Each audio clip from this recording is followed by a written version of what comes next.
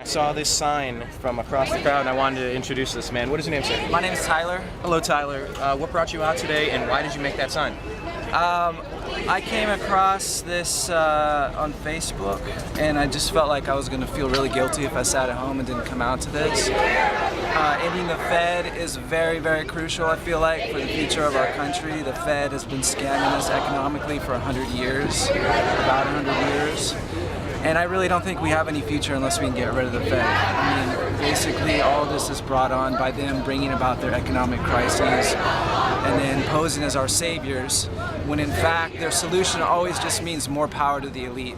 And it's getting worse. If you look at what's going on in Europe right now, the consolidation, they're going to have a Bank of Europe. So all these people who are still saying this is conspiracy theory, just look at Europe, it's coming here. So please, just open your eyes. It's a serious issue.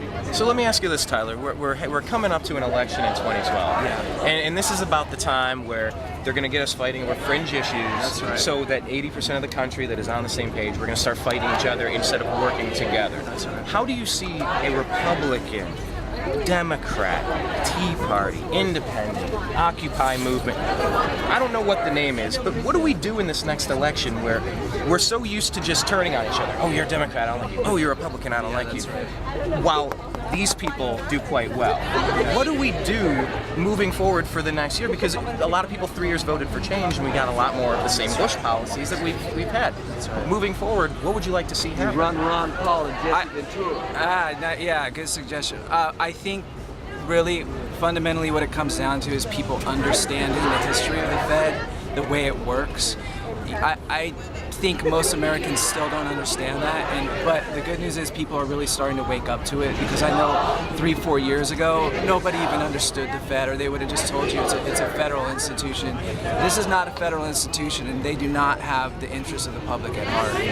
And so I feel like fundamentally the thing is for people to understand it, and I think if they do understand it, they're going to be outraged. You know, I don't understand how you could not be outraged if you understand the way the system is working.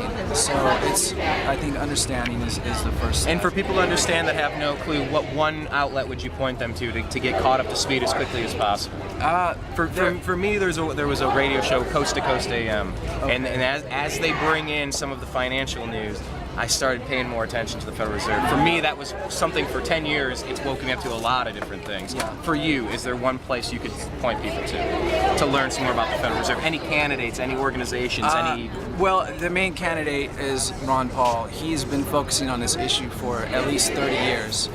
And when he started, everybody just thought he was crazy. No one was listening. But the thing is, his predictions about what was going to happen as a result of this flawed economic system are coming true now. And people are starting to realize that he was right.